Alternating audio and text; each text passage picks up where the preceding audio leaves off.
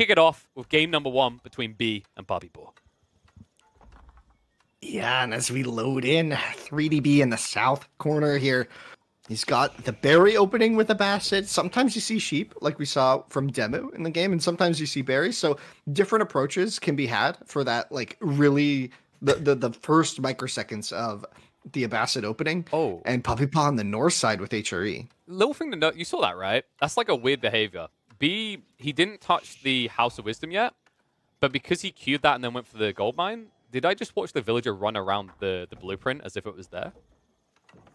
If you can, like, there's like a starting point. Yeah. And even if you don't really start, it starts, if that makes sense. Yeah. You get an initial health and it becomes like an entity in the map world, right? Like that can be attacked by the opponent. So at that point, it could have been attacked, right? I think that's when you start walking around it. It's like, it seems nitpicky, but like, you know, small efficiencies, right? It's like he wasted 2 or 3 extra seconds running around the house. How dare he? Yeah, how dare, oh god, why are we talking like he? this? This isn't a Bassett mirror, we don't have to do this today. I thought this was I thought these were the top 16 players in the world. That's How true. could they let that slip? Yeah, KP? no, we need to catch It doesn't matter, bro. every detail, Winston. All right, Vodka, zoom in, enhance the doesn't maximum matter. zoom. We want to catch every small micro stutter of failure, right? Look at that prelate right now. I want to know if he's actually buffing the correct villagers at all times. You're gonna give Vodka panic attack, man. Chill. He's doing great. Don't zoom in, please. No. And look at that. We can see that he's under immense stress. So much, in fact, that he's begun to bald. He knows that if he fails to buff people, he's going to be taken out back and shot. That's why prelates work so hard, guys. Well, that got dark. What the hell, man? You can't just say that. This is a PG-13 stream. No, Oh, this is a game about history, okay? History is a dark and brutal thing, Winston, and this is technically the Dark Age. Oh man. All right, well let's see. I really want to see what this opening is going to be. And Eco Wing, okay, so playing a little more safe, right? Not going to see the trade wing on this map. We like we covered it yesterday. Last game. Where have I been? Like we covered last game. There's no trade posts on this map, so eliminating one of those choices for 3D, but sorry, for B. And so now he's going to be going Eco Wing, more standard. Should probably see the TC follow up here, and an interesting Aachen from Puppy. So not securing anything other than the berries, the sheep, and the wood, but going to the stone anyways. Because, you know, why would you... Like, Fast Castle's boring. They're done with that, right? They're like, men-at-arms are accessible in Feudal Age. Why is there a rush there? We are going to get the second TC build. And he done, like, the way I was talking about before, right? Just buff your villagers, send them across, and then dial back towards an Archon elsewhere, which is different to what we saw Zerton do earlier today, where he prioritized Archon on the stone and wood.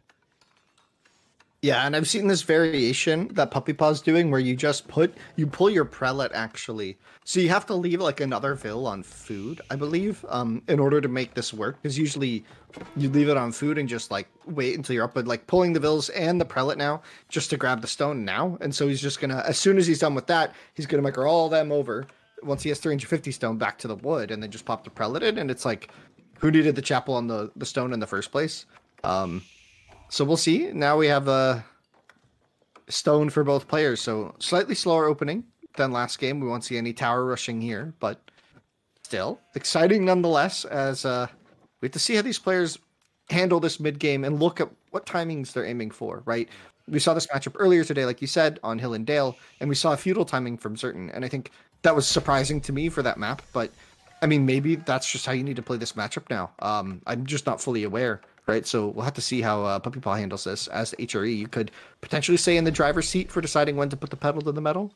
It lets you be the one in control of your destiny, is the way I look at it, right? If you start massing men-at-arms now, and your opponent starts going camel archers, you're in a position to pressure him before he has mass. But if you rush Castle Age, even though it seems so tempting and you're getting stronger units, your opponent might have 4, 5, 6 camel archers, and at that stage, when you start producing, he can just snipe you out as you like spawn, right? Or put you down to half HP. I think that's why we're seeing HRA players prioritize feudal a bit more in this matchup, is because that 35-second production time on camels makes it very difficult for Bassett players to scale early.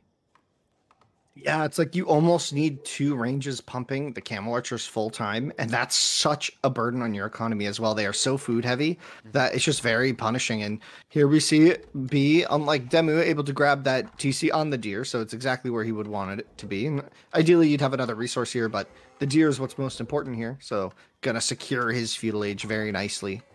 Yep. Whereas Puppy Paw gonna also be going out to the deer, so both players just prioritizing that, as is pretty standard, right? Nothing surprising there, but given the way that this spawned for Puppy, you could have seen a more conservative TC approach, but he probably knew. He scouted the stone in the back. He knew what B was doing. He knows he has time for this. Oh, That's quite far away. But this is quite cool, actually, from Puppy Paw, because by going for this deer, it has an added benefit of being near the ball, which then also puts you in the berries field. Why is that important? You're up against an ambassador player, right? It's more likely he'll go for berries than deer. So you can kind of turn this into a little proxy base, send out a few men-at-arms, and all of a sudden B's longevity on food sources in this game is cut short. Mm-hmm. No, you're completely right. If you're able to keep kind of some of your map control favor, like if your army is kind of favoring the east side here, you're going to kind of deny just naturally like B's inclination towards expanding there. And Puppy Paw obviously spawned a little bit closer to it as well, so gonna feel good from that angle. As now we see, I'm not sure what the plan is going to be here. The follow-up, neither player's on stone anymore, so looking at the stable for B. And the stable for HRE as well, so both players going stable, so we're going to get some horse-on-horse action here. Isn't that your favorite, KP? Can we not talk about how much I watch the wildlife channel, thank you? Yeah, I know Nat Geo and you go way back, right? Oh, man. I just respect nature. Oh, fresh foodstuffs now. Wait, well, you want to wait until you got second TC. Late. Like, yeah, but it was 1 or 2 villages in. I think this is fine because he prioritized getting the horsemen. This is fine. Yeah. So it makes sense. It's just interesting variations. Like when we saw Temu play this earlier, right? On Hill and Dale, he went for early Golden Age and Wheelbarrow and fast fresh foodstuffs, right? A little bit greedier, a little bit slower to the TC, and much slower to the army. So B playing a more aggressive variant that secures the TC earlier. Interesting stuff. As now he's getting Wheelbarrow right. Yeah, it's so delayed, right? It's weird to watch an ambassador player get Wheelbarrow 7+ minutes, especially when they go for a TC away from their primary like this. But it shows how much he respects the pressure that's coming his way, that he needed units. Unfortunately for him, he's playing against HRE, and you're opening Horsemen. And as we already highlighted, you can match that because you've got the better eco as the HRE. On top of that, you're inclined to go into Spearman. In fact, another detail what Puppy was doing that layers his eco as the game goes on that second TC, he's adding in additional prelates. In fact, he's about to go up to 3 already. Yeah, going up to 3 prelates is really interesting. And one of the things I really like about that is it means that you can just pull your horsemen back to the gold mine. For example, horsemen on horseman fights take a long time to resolve. Like, if you micro well, you should never lose a horseman, right? So that's going to favor the player who can use healing. It's not something you see a lot of players do, but it can be very valuable. Oh man, this was even better. Like, you saw what happened there, right? V was trying to get rid of the scout, so Puppy Paw baited him in. In fact, Puppy Paw almost snipes the scout the other way, but he has the edge here. Right? These horsemen can't win unless B invests in more now. I'm sure he's spamming Spearmen, but these Spearmen are going to be slow, and B is yet to place down a single palisade to protect himself. Yeah, no, you're correct. That's really accurate. I like not having any walls up is fine though. I think he's got enough units here. Gonna need to follow up with his own spearman. Actually, adding a second barracks even. So I think both players are on 2 barracks now. Yeah. If I'm reading that correctly. So that's kind of spicy. We're gonna get that huge spearman mass. So we might get the full trifecta. I don't think we're gonna get as much as you'd think though. Like, I was going to talk about how Puppy Paw is saving for Castle Age, but actually look at B as well. They're both just feigning aggro to get to Castle. Yeah, you just don't want to lose. You don't want to hemorrhage vills. So just enough spearmen to, like, disincentivize 4 horsemen from jumping your wood line, right? Yeah. Makes sense. Makes sense. It's but double barracks is a big investment. Yes, but like it sets you up for a transition to men-at-arms, which sounds bad against the HRE, but they have to get the tech upgrades to have the edge, right? So your first few MAA just serve as this harassment into your enemy base or this blocker on the relics. And you can see, like, they're both just trying to not build additional horsemen. Because it feels like if one player builds an additional horseman, they lose the Castle Age race. Yeah, but it's also important for Puppy Paw to have map control once you get to Castle Age, right? If he doesn't have it, his landmark could be useless. And he switches. But he switches it up. Yep. Burgrave, 17 vills. This is going to come in ASAP, man. 17's a bit much, but we'll see. Here it comes. Well, this strips away the advantage that B could potentially have in that transition with men-at-arms, right, at Castle Age. Now it's not an option. It's off the table. And if you go Lancers, they took too long to produce. So now B has to make a new transition he hasn't prepped for. He has to set up archery ranges. And by the time he sees his Burgrave, it's already going to be complete. So his transition, his counter, is going to be heavily delayed. Yeah, but what can PuppyPaw, like... I guess he'll be able to afford some stuff out of this. He's got a lot of L's on food still. I don't know how much of his transition he's done to farms yet. You just spam spears just as an mash. Yeah. As the opener? Yeah. Okay. And you've got three prelates, so you can quickly grab the relics. Even without the regnants, it's still an important pickup. He goes straight to the men-at-arms instead, so he's not worried about this horseman. This should be enough spears in his eyes. If he can pick up a relic, he can hold this army hostage. But right now, it's his eco on the ball that's being held hostage. It's going to be a pullback. And keep in mind, your HRE, yeah, you built a mill, but who gets wheelbarrow, right? Yeah, I mean, I like wheelbarrow. It's a fun tech to click. I like the safety of it all. You know, why it makes me feel like I'm at home. Why make my people's life easier, okay? You know, they've got cankles, they need a hip replacement. I don't care. This is Dark Age. This is like Castle Age. We haven't got health insurance yet, you know? Oh, man. And you can see V's aggression here has been paying off. He's up 3 vills now, even though they're mirrored in 2 TC builds. Prelate So Hills. a little tricky. Prelate Hills is delaying this. And meanwhile, on the other side, it's not enough to keep him alive, but it's enough to delay, right? Meanwhile, these raids are achieving just as much idle time, if not more. Yeah, I mean, this is a lot of pressure on these vills, and if neither player is careful, they could be losing quite a lot. B not quite respecting it just yet. The berries on the south of his TC also getting pressured. Look the at the monks are gonna. It's up to 12 already, right? And he's only now producing the first crossbowman. By the time he starts to have a mass together that can snipe men-at-arms, you could be looking at 30 MAA. It's critical he keeps raiding that boar and deer site. Otherwise, this is going to snowball. Yeah, it's going to snowball fast, man. And you say that about the crossbow, but there's even still some horsemen on the field for PuppyPaw, so things could get really dicey there. If he just snipes 2 or 3 of these crossbow with the horsemen early, it could just open up the field here for these man-at-arms to come diving into the TC. There are armored units in defense for B, so things are basically fine for him as he holds them up in this little choke point. He'll have 2 more units behind that, but still just bleeding units. It's like the maces are in now, right? So he can't win that fight. He needs to get the crossbowmen together, and he's only got 2 of them. PuppyPaw is cleaning up the raiding force. I don't think you hold these choke points anymore. In fact, now he's using crossbowmen as frontliners. Not advised. Yeah, and he went this early mosque as well in order to snag the relics. I think he thought this game would be a little bit slower, but just surprised by how much pressure is coming out from these man-at-arms. PuppyPaw up to 14 now. 18 to 12 military. He's down only 2 villagers, so his raid here has caught him up. Oh, man. Oh, boy. This is dicey, and the boar is safe now. And we're not even seeing him make a play for the relics at all. I kind of thought we would. He's got 3 prelates. I thought he would just send them out, grab some, but just not a care in the world for that. Yeah, they were on healing duty more than anything else. And there's a focal point here, by the way. PuppyPaw is prioritizing the east side of the base. But actually, if he goes to the west side, he blocks every counter possible. Check where the gold spawn for B on this map. It's left side, in the same area.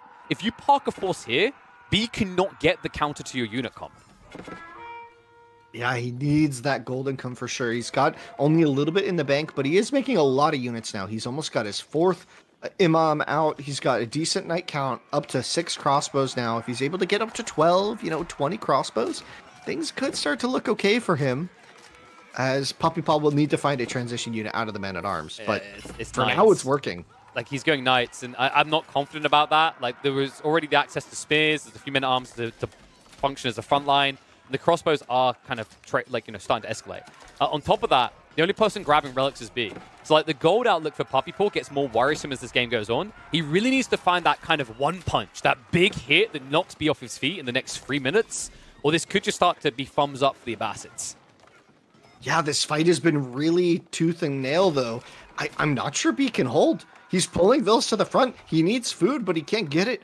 He's going to have to do some farm transition in the back here. He's only got a couple berries left. He's actually got some berries he's grabbing on that east side of the map, kind of sharing it with PuppyPaw for now, but things are looking rough. I think there's even... He's playing a gamble. Like, check what B's doing. He's on the berry patch on the east side. If this gets scouted out, same with the gold. Like, he's now... This is the danger point I was worried about. B is now spread to 2 different areas of the map. He cannot defend both of these with a static comp. And PuppyPaw still has 15 men-at-arms. Yeah, still. I mean, but he's trading them basically as they're coming out, right? Like, he's losing them as they come. He had 14-minute arms 5 minutes ago, right? So the number, little yoink doink there, sneaks by there. But I think PuppyPaw has his eyes on the prize there, which is that gold mine to the left. Has absolutely no defenses for it. And the farm transition has to come in for B, and it's just a really bad time to be doing that. Especially when you don't have, the Aachen buffing up your wood line. He doesn't even have access to clean wood. This might Oh my gosh, the Goldvilles. This might, I wouldn't be, he'll try to hold on, but, if he can't access gold now for another minute, he's starved. He's got 600 in the bank. That's enough to, get you a small force together. But you're being matched, right? This has turned into an attrition battle. And he gets found on the berry patch as well. So B, he did at least get the farms up, but there's already troops diving there. Man, PuppyPaw making the burgers. Oh my god. Making him look good, man. He's put it back on the menu. This has been really brilliant stuff from him. He's been so active on the map, keeping B pinned down. He can't get the crossbow mass up because he keeps trading. PuppyPaw's like, okay, you want to make crossbows? I will dive your TC and kill the 4 crossbows you have. He's done that 3 times now. Think about it. They're going to rush a keep, but look at their health bars. Do I have confidence in that castle going up? No. No. Well, yeah, unless there was splash damage of some kind. If only PuppyPaw had access to a unit that did really big damage in a circle around it or something, you know that? But no land snarks. No land sharks on the map right now. I mean, that's not a real thing, Winston. Lands connect? That doesn't sound like a word. No. It's land sharks in my heart. You can't. Was that arrogantly English enough? That's not a real word. You can't take it away from me. As now, once again, the Vills didn't even finish gathering the stone, by the way. He's just... he just looked lost. I said the moment the gold happened, it was kind of GG. That stone play was his one last hurrah. If you can get that, it's over. And we see one Langstone made just in time for the GG to get called. What a way for PuppyPaw to close out the first game. I mean, electric, right? We thought B would come in here maybe with some crazy strategy that rocked our socks off, but he played a very meta Abbasid game, and PuppyPaw hit a nice timing with HRE there. 17 Vills built that Burger King, and 17 Vills won the game. Kind of. That's metaphorical, obviously. It was the units, but that was a really smart play from Puppy. I saw the chat going wild when he built the burger, and it just people didn't really have faith. People doubted the Burgrave there, and I think for apt reasons. It's understandable, right? The way I describe the burger is that it's high stakes, right? Pun intended, but it's you hit or miss in about 5 minutes. That's good. Not KP was loud enough, but we're good. We're good. Yeah, we're in. Woof. There we go. Yeah, you heard it, guys. But it's time to unleash the dogs of war. We hop into... Sorry. No, that's fine. We hop into... I laugh at your jokes. I'm sorry. Someone has to. You're the other person. It's a charity, I know. Thank you. It's honest work. Someone has to do it. It does. I appreciate it, man. It's just like someone has to go and pick Chinese and English in a series, don't they? But then we roll our eyes when they have to pick it in the same bloody game. That's right, ladies and gents. We hop into game number 2. After PuppyPaw was able to slap and clap B out on regions, we take to a similar map, an open map, but maybe not as an aggressive of a game here. We've got 2 of the most turtley, Resident Sleeper, late game civs in Age of Empires 4. Are we going to get there, though, Winston? I have no idea. We'll have to see. I mean, if we get an imp game, I'd be super down for it, right? That'd be super fun. But from my understanding, B's a very aggressive player. He really likes to end games fast and early and hit hard. I haven't seen him play a ton of post imps, not in the same way that you see some other players in tournament settings really kind of almost prefer it. Yeah. Not to say that there's any player in particular I'm talking about there, just some players are more comfortable with that position. Just cough their name under your voice as you say it. I'm not saying anybody. I don't think there's any particular player. It's just some there's groups of players in my head. Some of them are just more comfortable in the late. If B's name was longer, right? No, I'm not saying that. Okay, I'm not saying kidding, it. You can't pin me. Much love, Alex. Pin me. But so the interesting thing to what you just said there, though, is I always felt like English was an exception to that rule for B. Historically, I'd say it's the Civ he's been most comfortable going super late with. Depends on the map, right? I still remember the Mongolian Heights days. He was big on the English. He'd pick it up, he'd wall, he'd just go imp every game. But it's much harder to do on a map like Dry Arabia, right? It feels like you have to negotiate chunks of the map and wall them in to play that type of greed. Yeah, no, exactly. You really do. And well, let's see. Where is this Barbican gonna go? Because we talked about it a lot in the load screen. So I'm kind of curious, like, where do you think he places it? Because he didn't get the dream map I was talking about, so he might need to do something in feudal, but I'm not sure what. I mean, like his resources are quite spread. Yeah, to me this feels like one of the worst spawns if you're looking for Barbican value because yeah, look where he placed it. That's. I mean, it protects something. That's. Can I say a word here? That's fugly. No. Give me another word. That's really ugly. I don't like this one. Give me another word. It covers. really I think really it ugly? covers. It covers the wood line, like, which I think is going to be important here because your TC isn't necessarily going to protect your wood line if longbows do come out. So I think just covering the wood line, like getting your bases squared, is important. Maybe he can try and like wall that left side by the trade post and do something like that if we're going to see that aggression that we were talking about earlier. You know, the council hall's coming in. Not exactly sure what we're going to see the follow up be. That's a pretty forward council hall, kind of on the deer as well. So definitely trying to just not waste some build time, have nice production, but I don't know, that could become a problem later for him. This could be a fast castle build. Like, I think so. When you go to the hunt, definitely. It is, right? Yeah. You see PuppyPaw trying to be a nuisance, keep the deer further away to kind of minimize the efficiency. But yeah, it's something we got used to seeing, especially on Altai. It became popular there, right? Because you always had the close deer spawn. The close deer, yeah. I think like G-Way was one of the first innovators of that like was regularly doing it on the ladders. And then everyone started like, oh, this is pretty good. Or they came to similar conclusions themselves. But I was about to say that was a build we did in development a lot actually before the game came out. We were doing these because at the time the Vilbo for English was way stronger than it is now. It had like a I think a faster attack speed or something or whatever. It was just why? Better. It felt so hard. It felt so hard to fight. So like you just couldn't fight the Vils, right? Or like they would just build one outpost. Wait. Back when outposts were freaking insane, right? So like the English FC felt impossible to beat. Because we would put the white tower like in your opponent's base or on like a map control. Oh my gosh, that was such a different time. I'm talking about a different game basically at this point. But yeah, you're talking about a very different game. I was talking about the deer build in your own base, but by the sounds of it, you're talking about taking the deer in your opponent's base with that build. Well, the deer could at that time. I think the deer spawns were just a lot less regular as well. Yeah. I think they were much more random. So like you had to like go somewhere to get the deer a lot, and so like English were the best at that because you couldn't harass them at the time. I've been talking about some old stuff now. Hope this is not just completely boring, but you put your pipe in and put the old man voice in. Back in my days. Back in the beginning of Age of Empire 4 development. That's 10 years ago. At that time, back when towers had 10 range, I'm not joking. At that time, we still were dealing in 2D pixel graphics, and development was looking different.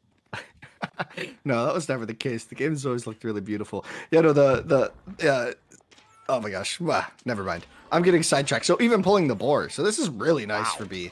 This is going to be clean, and we see the barracks next to it. So respecting potentially the need for some spearmen if Puppy does any horseman strats. Maybe adding in some man-at-arms as well, but just preemptively adding the spears here. Did we see range from Puppy? A stable. I don't think we saw anything. I don't think we've seen anything. Like we've just seen defenses. So like this is the thing. B.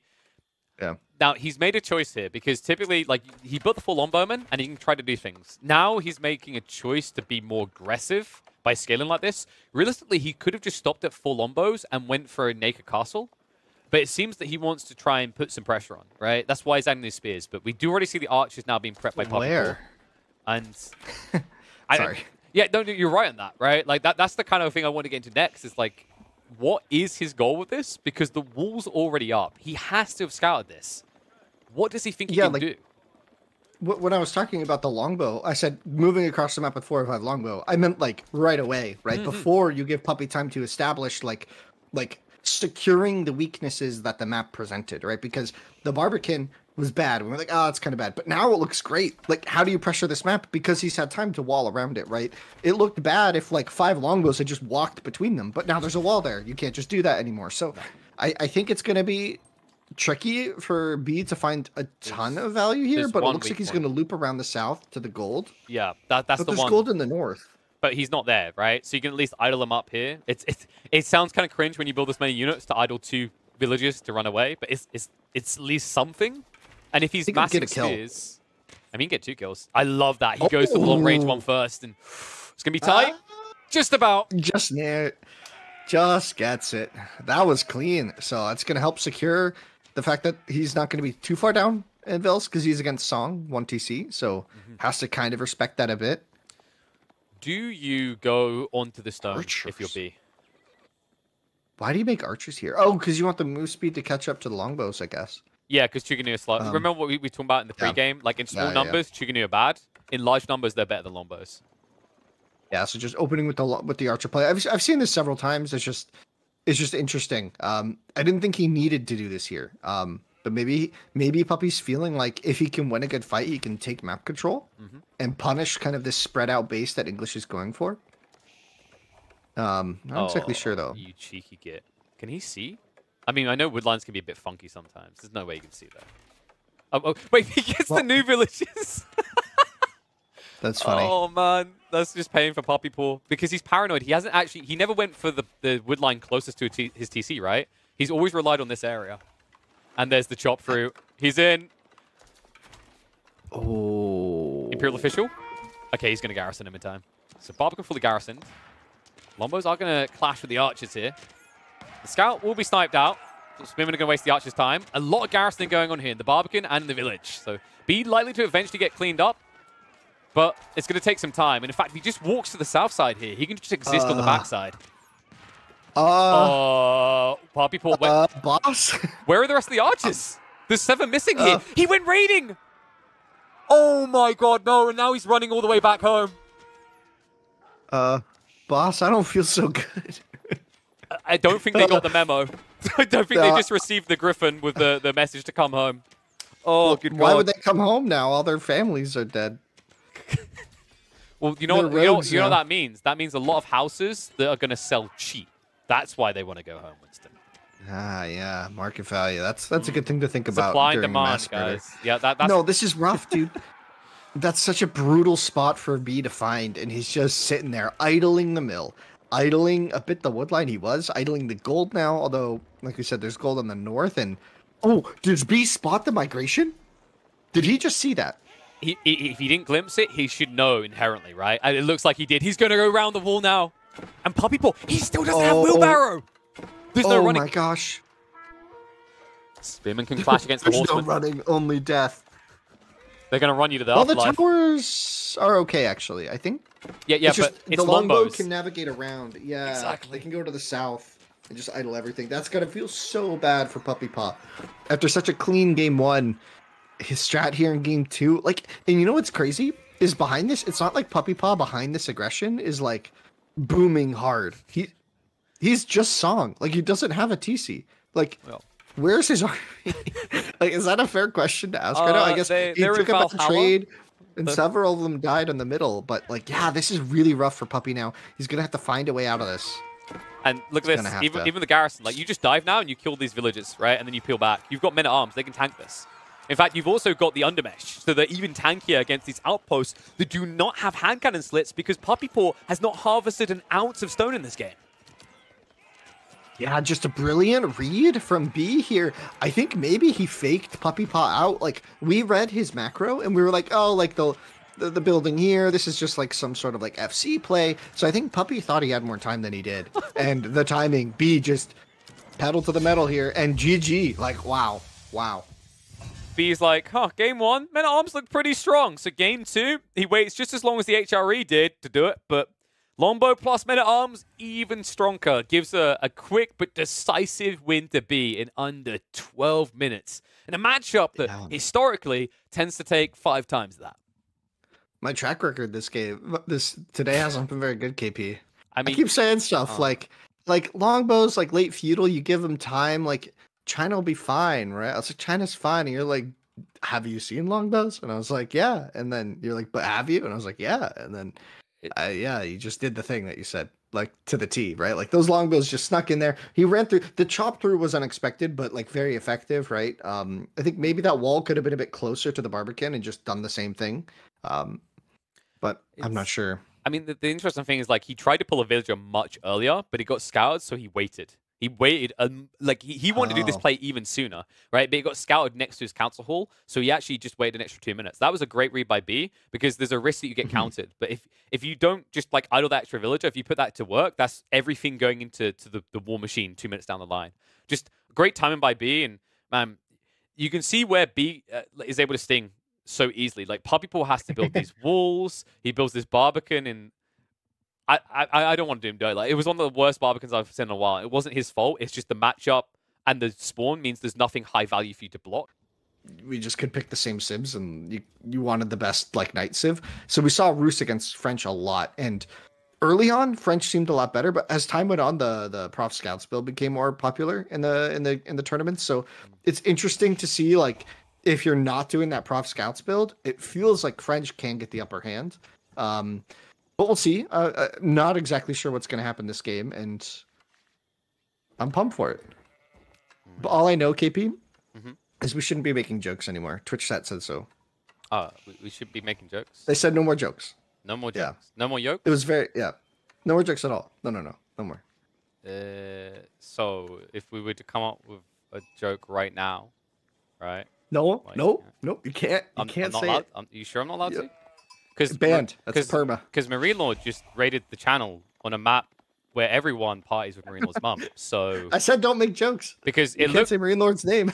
Oh, you're right. He's not in this series. But B, he's getting closer to M Lord's favorite component of the map. I mean, that ball's not far away. But we are going to open with a very early play onto Deer from B. Like, possibly the earliest I've seen someone go out onto Deer in a long time on this map. Yeah, I mean, the French really like to do that, actually, because they can get survival techniques super cheap. It does delay the age up very, very slightly because you have to mine a little more gold. If things aren't perfect, right? If your build isn't, like, really clean. But if you get the build clean, your age up is roughly the same time and super strong, right? Because you have the hunt to support it. So this is, like, a classic opening, right, for B, and he's going to feel comfortable about this. And also, like, you don't have to kill the deer with a scout, so your scout can do other things. So it's actually even kind of nice to do against Roos for that reason, because you're just killing a bunch of deer with your vills, which saves your scout time to go do other stuff. So you see B here opted for just a single scout, even though this matchup is going to be very food oriented. So if you lose out on the sheep war against Roos here, you could find yourself in a situation where they're just able to pump out knights for a long time. And given how the boar spawned, it looks like that favors Puppy as well. So yeah, and we gotta hope for B's case that he gets enough sheep. And do you want to know the other reason why he went for the deer instead? Because he's bored of how often high view is decided by Pumbaa. All right, there you go. That's the joke. Was it good? All right, Winston's not laughing. We're gonna move on. I was typing in the chat, but I'm not logged in, so I can't type my joke. Damn it.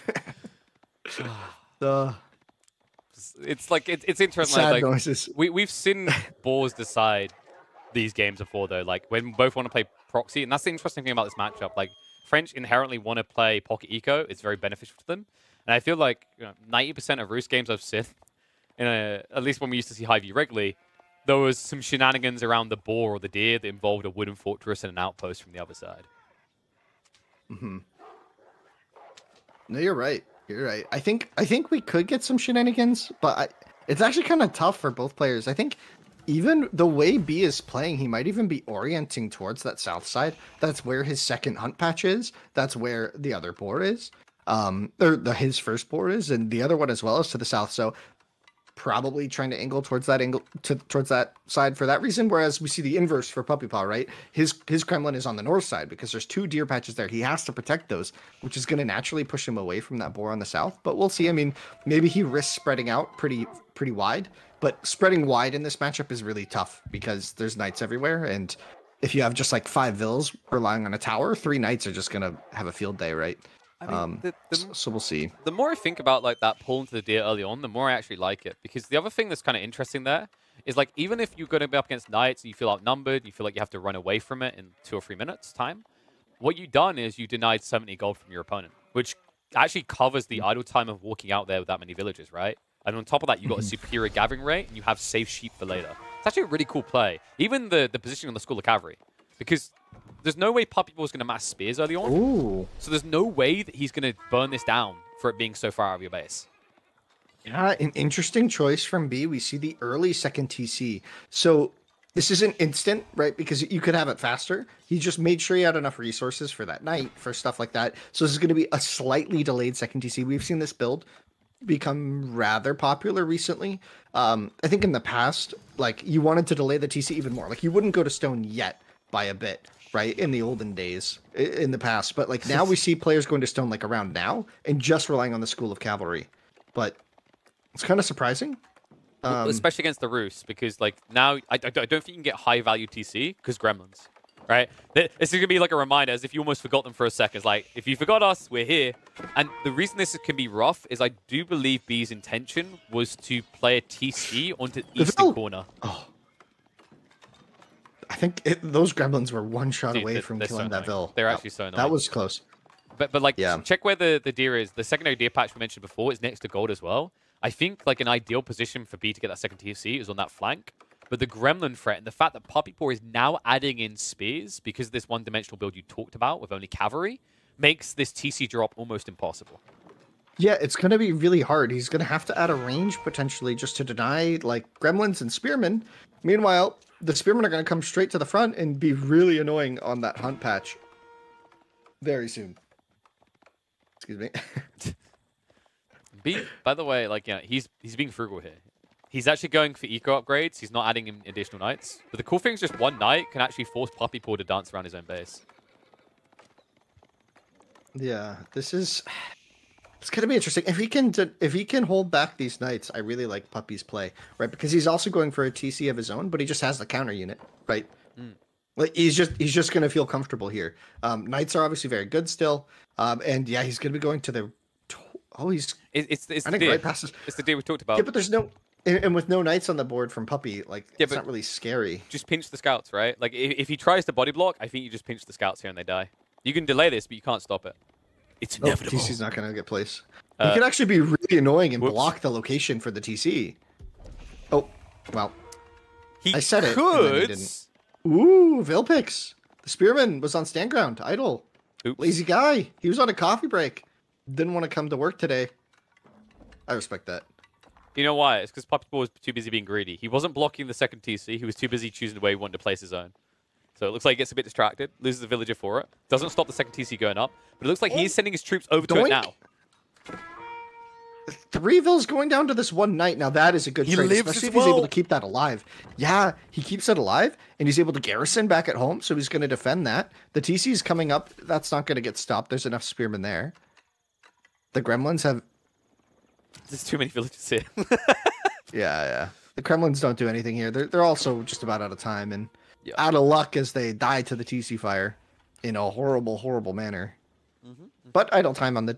That's kind of the value of the Gremlin, right? Is getting idle time on your opponent in some ways. Yeah, and you don't also horrible manners, and this is just disgusting. Bye-bye, Spearman. Oh! Gets him. Oh, I thought B saved that. I was like, damn, B is feeling hot today, man. He almost saved that. That Spearman's borrowing some Ambassador tech right there. That was insane range. That's like that's Modern Warfare 2 Commando perk range. You didn't see it, but he just threw this spear like a badass. It's a magical spear. He actually hurled himself with the spear. He rode it like it was a broom. Like a witch? Yeah, I mean, it's witchcraft what you just cast there. I can't explain it any other way. The spear technically never left his hands. That was like a wind swipe, like we're playing an anime here, you know? Like, just he struck so hard that the air force penetrated the scout. What are you thinking about this third TC from Puppy? I like how you just didn't want to talk about anime. Third TC from Puppy here. I was letting you cook, but I had nothing to follow up on, you know? So, like, in theory, it could be good, because so far B has only dived the primary base. Like, Puppy Paw is building it in uncharted territory, essentially, right? And it is next to a stealth forest, which, like, it's a two-way dagger in that, like, you know, you're playing in an area where your opponent doesn't have vision, but you're also playing close to, like, a no-vision area, so you can get ambushed easily by knights. And we have to remember that secondary TCs do not see into stealth forests. So you'll see it when he goes up. His vision in that area is 0. I really do hope he invests in an outpost there. Wow, and really nice snipe there from Puppy. He had that scout sitting in that stealth force, just waiting for that moment, and able to deny that. And ooh, B's actually denying the boar even, so denying that 75 gold we were talking about. And so now we enter like a bit of a slower pace here, as the players kind of sit back and need to like reboom up the armies. B's going to be going Knight Archer here into Knight Spearman from Puppy Paw. It really depends. Like, this is all about the micro if we get to a fight in Feudal Age, although I could kind of see this game scaling very quickly into Castle, but I'm not sure. Like, it depends on how the players want to play it. If one of them doesn't feel comfortable, we could see a lot more pressure being applied with the army, which could mean we get like a resolution faster, but I don't know. Like, both players have a lot of income and could just be looking to play safe, right?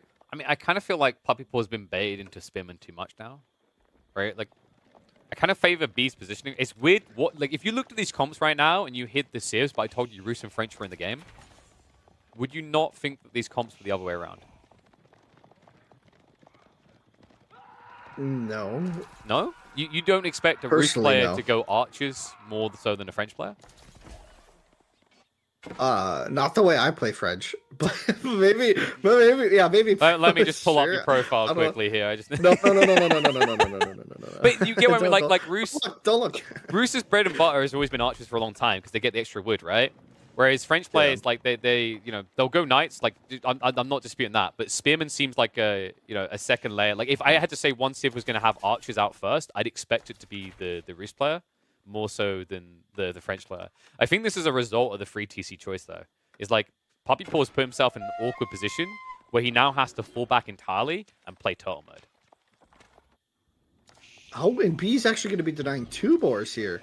So he's actually getting both the boar kills. That's going to be critical against Puppy's bounty game. And like, is Puppy Paw even tier 2 bounty? We'll never know. I know people asking in chat. That would require something in the UI. No, he definitely got it. He definitely got tier 2. Because he did wheelbarrow and the age up, and he had like 60 gold. But no tier 3. So I think he got to like 265 or something probably. It's okay. If this game goes an hour, he'll have tier 3. High trade house plus hour-long game guaranteed. Oh, that pinch, spearmen that's are a good super snipe. valuable. These 4 spearmen have been such a nuisance, and on the gold of B as well. He's moved to a different gold mine since, but very annoying. I'm surprised he keeps going back to this, considering he has that secondary TC, right? Like, he should have enough gold in that corner, and this main base should be, like, maybe wood prio, and if you need a farm transition. Weirdly enough, instead, B started building farms out on the secondary TC that is less safe. Yeah, I think he was thinking that it was a bit sneaky and that, you know, Puppy would focus on the north side, but Puppy comes in here, denies the gold, idles the vills, the gremlins have joined the party, plenty of spearmen. Oh my gosh, B's kind of collapsing here under this pressure. He's just distracted. I think he was looking for a raid of his own, and his villagers were just standing there. Didn't lose too many for it, but like the pressure continues, right? Even if you clean up this force, it's a lot of idle time. If it was just 10 villages, garrison inside the TC, I like it for B. But it's double that running around like headless chickens. Yeah, and in the meantime, losing a couple knights as well. So life hasn't been perfect for him here. Come on. Wait, bro. What? Wait. He really hates lumberjacks. That guy, he had a bad relationship with a lumberjack in a previous life. Just ignores the easy kill in the night.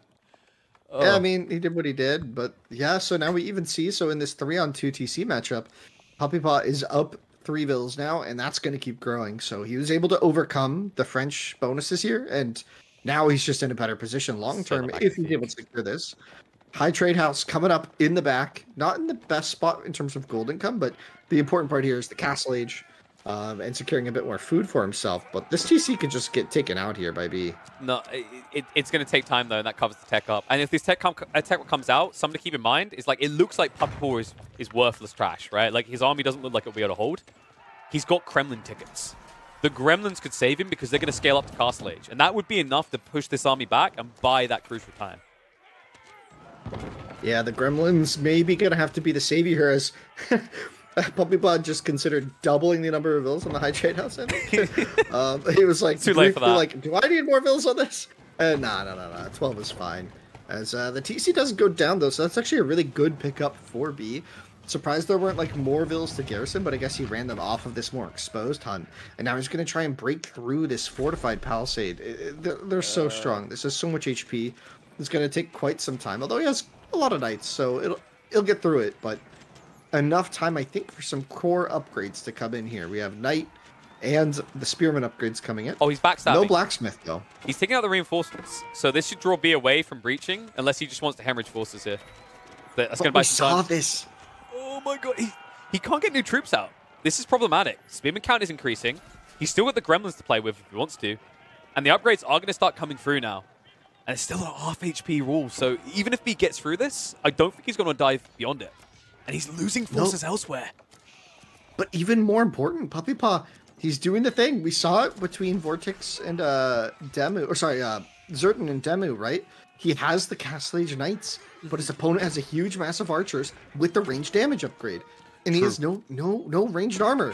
So that group of archers you see there can slowly whittle down these knights in a way where it just wouldn't be possible if he didn't have armor. And we'll see this fight. Like, PuppyPaw just can't take it. Yeah. Castle Age for what? He's got vet spearmen, dies to archers. But he doesn't knights, need to take a fight, right? Like, I think he wants to avoid taking a fight, especially when that happens. Are they harvesting deer or people here?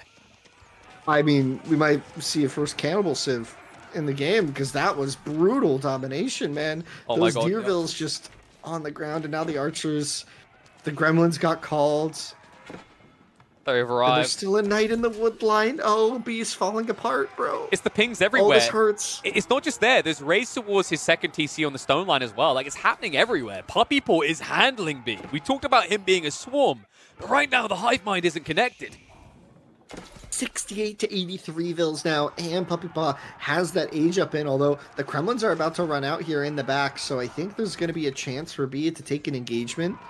He's slowly trying to snipe out the spearmen, but it's tricky. It's harder. It's easier said than done as the archers slowly getting lowered. Just wall him in. Just wall him in. Come on. PuppyPaw instead might actually lose a few villagers here, but I think it's a price worth paying if B loses all the knights for it. Yeah, all the knights, that's kind of what's been keeping B's mid-game alive, right?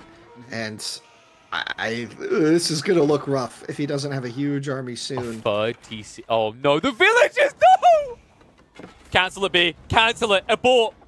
Like an unwanted child. Just stop. He's winning the race. He's winning the race. He's not winning the race. The knights are coming. He's losing the race. He's losing the race. He's losing the race. Wait, he's winning the race again. He's winning the race. He's winning the race to run away. He's winning the race.